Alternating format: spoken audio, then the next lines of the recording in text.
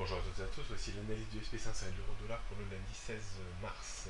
Le SP500 a tenté de nouveau d'enfoncer les récents points bas vers 2040 points sans succès vendredi soir. Une phase de reprise reste tout à fait possible en direction de nouveau des 2060-65 points, mais il faudrait un débordement de 2080 points pour reparler des sommets annuels, voire de la résistance oblique de très long terme qui passe maintenant vers 2140-150 points. La rupture de 2040 points entraînerait rapidement une baisse sur 2020 et peut-être même sur 1965-1975 points. On surveillera attentivement cette semaine le discours de Janet Yellen concernant sa prédiction ou son intervention concernant un éventuel timing de remonter les taux. On note donc résistance 2065, 2080, 2100, 2120, 2140, 50, support 2040, 2020, 1965 points. La tendance reste très baissière en dessous des 2080 points.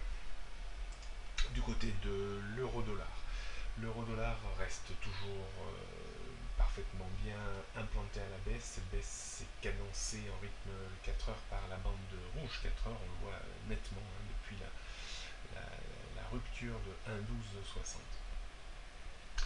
Une phase de reprise technique reste toujours possible, d'autant qu'on commence à observer vraiment des divergences haussières sur les indicateurs.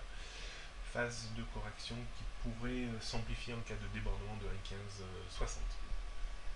On clôture 4 heures avec comme potentiel 1,07, 1,0780. Une rupture du récent point bas un petit peu en dessous des 1,0460 entraînerait une baisse sur le niveau rond à 1,04 voire à 1,0350. Donc résistance 1,0685, c'est vraiment la grosse résistance avant une correction technique de plus grande envergure vers 1,08, 1,09, 1,10, 1,11, 1,1260. Mais bon, là ça serait beaucoup trop à mon sens. Support 1,048060, 1,0350, 1,0150 et 1. Tendance reste toujours très très baissière en dessous de 1,15. Il faudrait s'enfoncer quand même nettement en dessous de 1,05 pour qu'on puisse abaisser le niveau des 1,15. Bonne journée à toutes et à tous et à demain.